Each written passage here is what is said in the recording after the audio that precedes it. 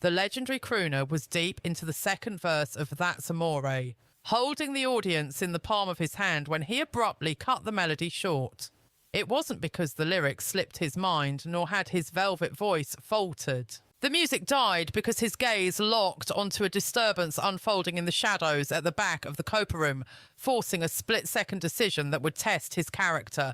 The orchestra, caught off guard, fumbled through 3 more measures of the upbeat rhythm before the conductor signalled a frantic cut, leaving nothing but an awkward, heavy silence hanging in the air.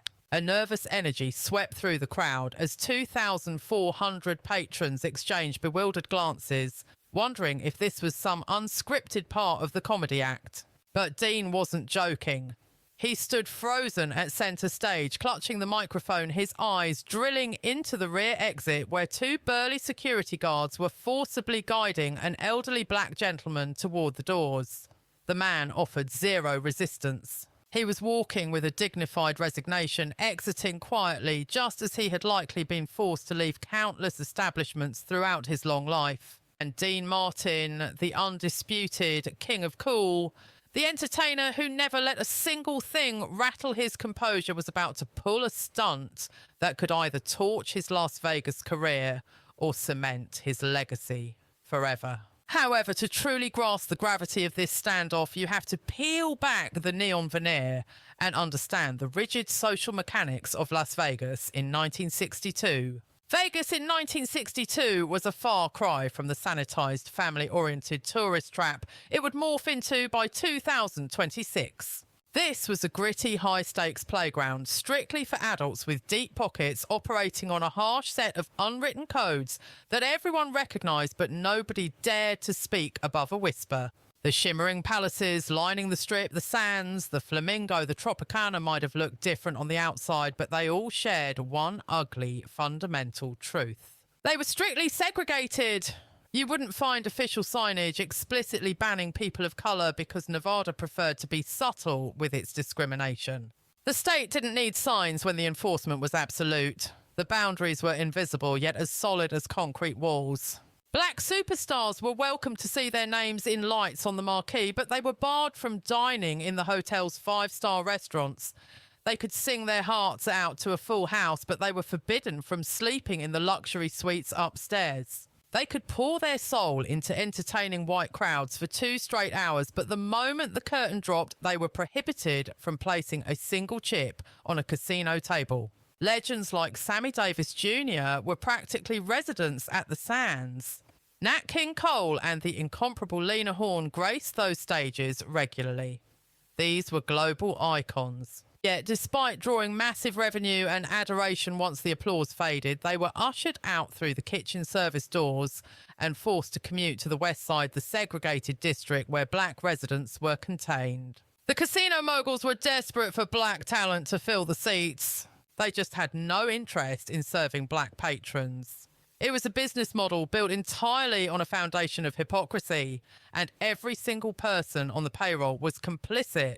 The artists knew the score, the ticket holders knew it, the executives enforced it. If you wanted to earn a paycheck in this town, you kept your head down and followed the protocol. End of story. However, there was one particular member of the Rat Pack who harboured a deep-seated personal resentment toward these arbitrary lines in the sand. Dean Martin possessed a perspective on prejudice that his peers couldn't quite match. Growing up in the rough streets of Steubenville, Ohio, as the son of Italian immigrants, he had seen the ugly face of bigotry up close. His father, Gaetano Crocetti, was a humble barber who had been looked down upon, mocked for his heavy accent, and treated like a second-class citizen simply for being Italian in an era that demanded assimilation. Dean carried the memory of that stinging humiliation. He recalled the slurs hurled at him on the playground being branded a Dago before he even knew what the word meant. He could still vividly picture his father working twice as many hours as the man next door, desperate to prove his worth and earn a shred of acceptance. He remembered the quiet, simmering rage his father swallowed every day. That upbringing forged a genuine empathy in Dean, a visceral understanding of what it felt like to be locked on the outside looking in. That was why his bond with Sammy Davis Jr. went far deeper than showbiz camaraderie. It was a brotherhood rooted in shared pain. Whenever Sammy passed through Los Angeles, he didn't stay at a hotel. He stayed at Dean's estate. They would spend hours talking until dawn about race, dignity, and the sheer absurdity of the Vegas caste system. Dean loathed the hypocrisy. It ate at him to watch Sammy receive thunderous standing ovations 1 minute, only to be treated like a trespasser the moment he stepped off the stage. But Dean was a pragmatic man with a family to support, bills to pay, and an entourage relying on his success. So for years, he played the game. He booked the segregated venues. He flashed his $1 million smile for the press. He held his tongue. Everyone in the industry understood the deal. You didn't rock the boat. You didn't question the authority. You survived by recognising your lane and never swerving out of it. But by 1962, Dean Martin had reached a level of stardom where silence was no longer his only option. He had the leverage to push back. It all came to a head on September 12th, 1962. The clock had just struck 7:30 in the evening when Dean strolled into the Sands to prep for his nightly performance. He was standing in his dressing room, meticulously straightening his bow tie in the vanity mirror, when his assistant Jackie Romano burst in looking visibly rattled. "Boss, we have a bit of a situation out back." Dean continued fixing his tie, his expression unreadable. "Define situation for me, Jackie." "Well, security is currently ejecting someone from the backstage area. Just an old-timer." He was sitting peacefully near the loading dock, not causing a ruckus or anything. Dean paused, slowly turning to face his assistant. "If he's not bothering anyone, why are they throwing him out?" Jackie shifted his weight nervously. "He's a Negro, Dean. The floor managers say he doesn't have the clearance to be in that zone." Without a word, Dean abandoned his mirror and marched out of the dressing room, striding purposefully down the corridor toward the service entrance. He found 2 uniformed guards looming over an elderly black man who looked to be about 70. The man wore a suit that was threadbare but pressed with care. He wasn't fighting back. He was simply nodding, seemingly used to being told he wasn't welcome. "What exactly is happening here?" Dean's voice was low but dangerous. One guard spun around, startled. "Oh, Mr. Martin, it's nothing to worry about. We're just removing an unauthorised individual from the premises." Dean ignored the guard and focused entirely on the older gentleman. He really studied his face. "Who are you, pal?" The man met his gaze with tired eyes. "My name is Willie Hayes, sir. I used to tickle the ivories right here at the Sands back in '52 when the doors first opened. I just wanted to get one last look at the old venue." "He doesn't have a pass," the guard interjected sharply. "It's strictly house rules, Mr. Martin. You know how it works." But Dean knew exactly how it worked, and he had decided he was finally done accepting it. Dean stared right into Willie Hayes' soul, seeing the crushing weight of resignation in the man's gaze. The way Willie just stood there, taking the humiliation without a fight, made Dean's chest tighten with a mix of anger and shame. "Just let the man hang out backstage, for Christ's sake." Dean snapped, his voice low but dangerous. "He isn't bothering a soul." The security guard didn't even blink, his face a mask of indifference. "My hands are tied, Mr. Martin, you know how it is," the guard replied robotically. "Company policy is strictly enforced." Dean knew all about their damn policies. He glanced at his manager with fire in his eyes. "How long until I'm on?" 20 minutes, Dino," Jackie whispered, checking his watch nervously. Dean gave a slow, frustrated nod. The words were right there on the tip of his tongue. He wanted to scream, to cause a scene right then and there, but the security team was already shoving Willie toward the service exit. Plus, Dean had a sold-out house waiting for him. He watched the heavy doors swing shut behind them, sealing Willie's fate. With a heavy sigh, he spun around and headed for his dressing room. Jackie trotted behind him, concerned. "Hey, boss, you all right?" Dean didn't say a word. He was far from all right, but he was a professional, so he buttoned his tuxedo and walked onto the stage. He was midway through the chorus of That's Amore when his eyes locked onto a disturbance in the room. They weren't sneaking Willie out the back way anymore. The guards were marching him right through the main floor of the Copa room, weaving through the packed tables and the bar, making a public spectacle out of it. The crowd lost in the glamour, and the booze didn't seem to care. They were throwing back martinis, laughing at jokes and soaking up the Vegas magic, but Dean saw it all too clearly, and Ken Lane, his longtime piano player, instantly heard the energy drain out of Dean's vocals. The orchestra kept swinging, but the vibe had soured instantly. Dean started singing the next verse like a robot, his heart completely gone from the performance. His gaze tracked Willie as the security team roughly steered him past the high rollers at the side tables and the intimate back booths, shoving him toward the rear double doors. Willie kept his chin buried in his chest, praying for invisibility, practicing the art of disappearing that he had probably been forced to perfect since he was a child. A frantic waiter rushed over to the wings where Herman Citron, Dean's manager, was watching the show, whispering something urgent into his ear. Herman scribbled a hasty message on a cocktail napkin and signalled a stagehand to get it out there. Ken Lane snatched it up during the instrumental bridge and slid it across the piano to Dean. The message was short and blunt. Finish the set. Do not cause a scene. Dean stared at the ink on the napkin, then lifted his eyes to Willie Hayes, who was just steps away from being thrown out. Then he looked out at the sea of faces. 2,400 paying customers who were oblivious to the injustice, people who looked right through men like Willie every single day. Dean's mind flashed to his best friend, Sammy Davis Jr., remembering the whiskey-soaked conversations they had at 3 a.m.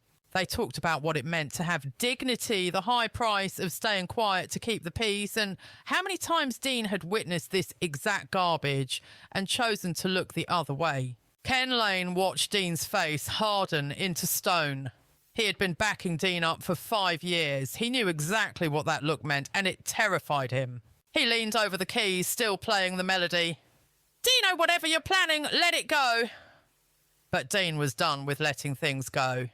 He cut his voice off right in the middle of a word. The band stumbled forward for 2 more measures before realising the singer had stopped, and the music fizzled out into an awkward silence. A hush fell over the Cope room. Instantly, it wasn't a slow fade. It was immediate. 2,400 people froze mid-sip and mid-sentence. Every single pair of eyes locked onto the stage where Dean Martin stood like a statue, the microphone dangling uselessly by his hip. The musicians exchanged panicked glances. Ken Lane's hands hovered, frozen above the ivory keys, while the drummer held his sticks suspended in the air, waiting for a cue. The bass player kept his fingers hovering over the strings to stop the vibration. Nobody had a clue what was going on.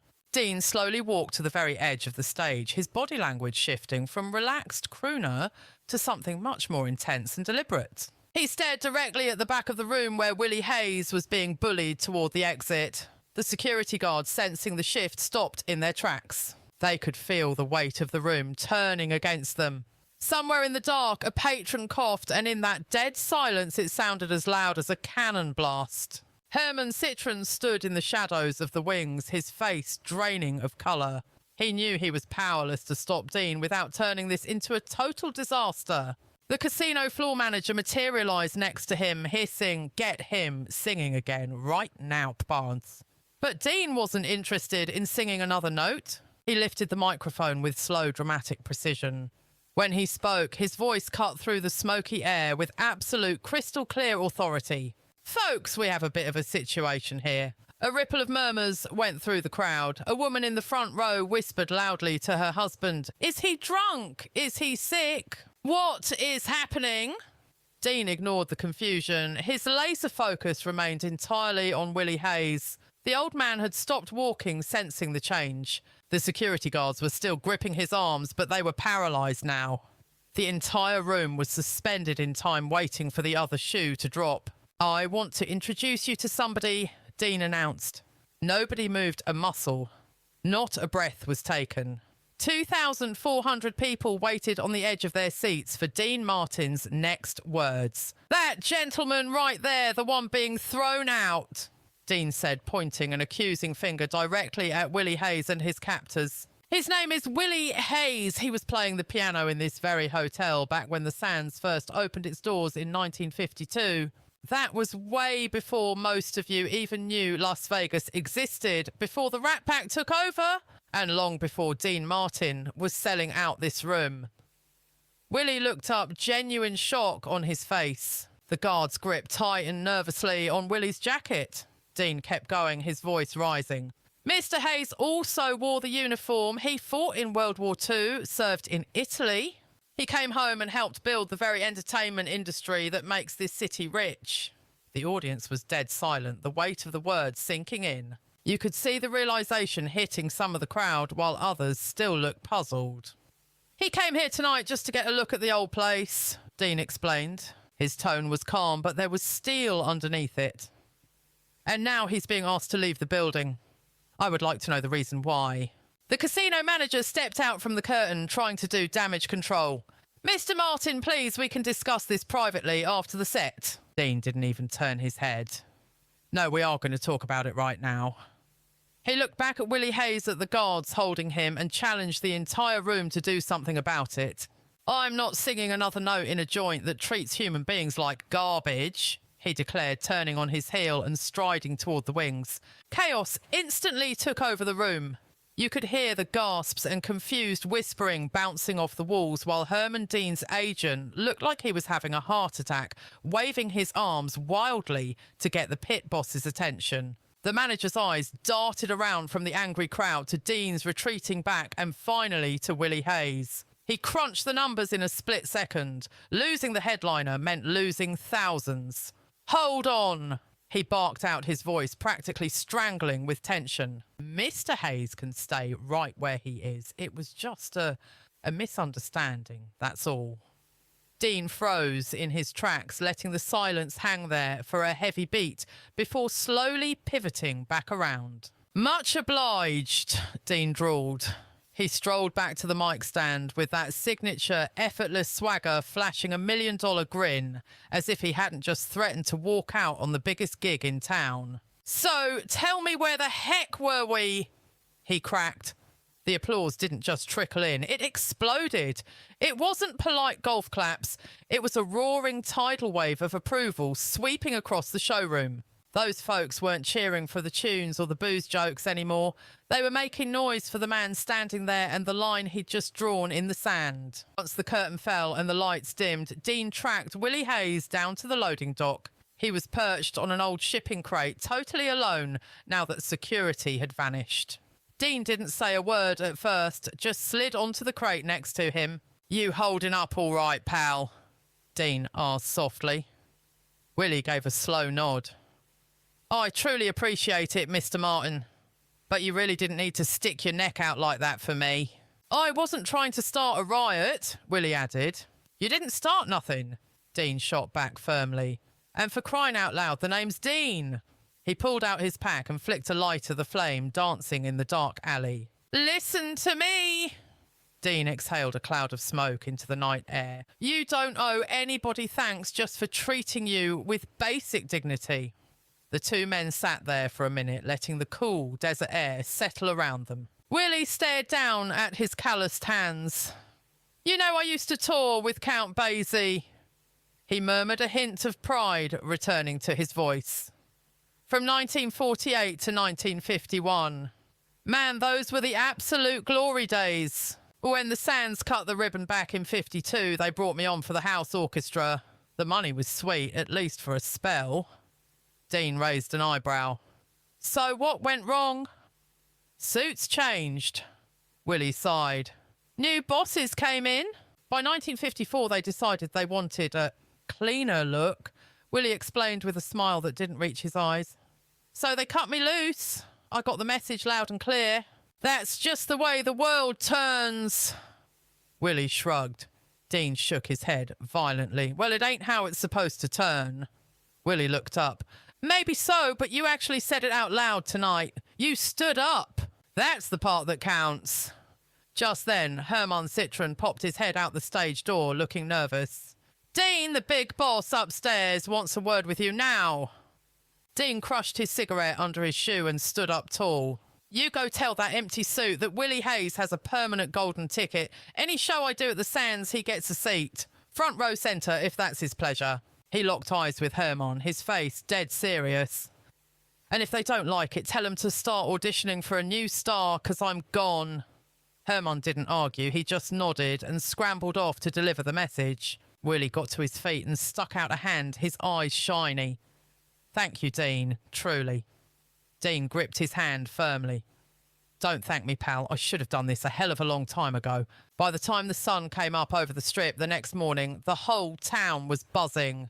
The scoop on what went down at the Sands moved through the Vegas grapevine faster than a losing streak at the craps tables. Musicians were trading details in the dressing rooms and dealers were whispering about it while shuffling decks. It lit a fire under some folks while the casino owners were fuming behind their closed office doors. Now did segregation vanish into thin air right then? No, it wasn't a fairy tale ending, but cracks started to show in the wall. The Sands quietly started loosening up their strict backstage rules without making a fuss. The other joints on the strip were watching closely.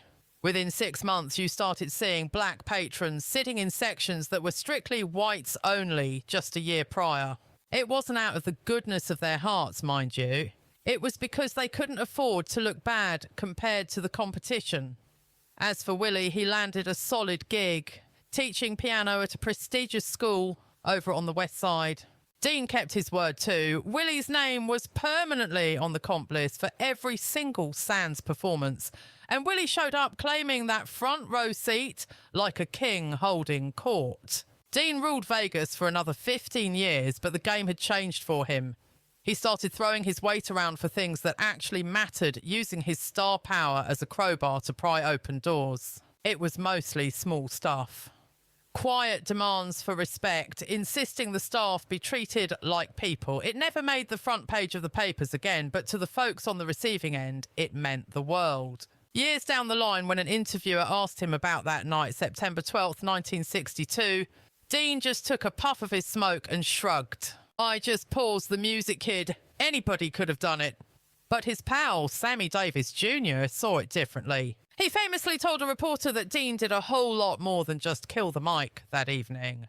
He stopped pretending to be blind, Sammy said. He looked ugliness in the face and refused to ignore it. That takes a kind of guts most people don't have. That one confrontation didn't fix Vegas instantly. The Civil Rights Act was still 2 long years down the road and the battle was far from over. Real progress is a slow grind, but that night definitely changed Dean Martin forever. And for Willie Hayes sitting there in the front row watching his friend perform, it changed his entire world.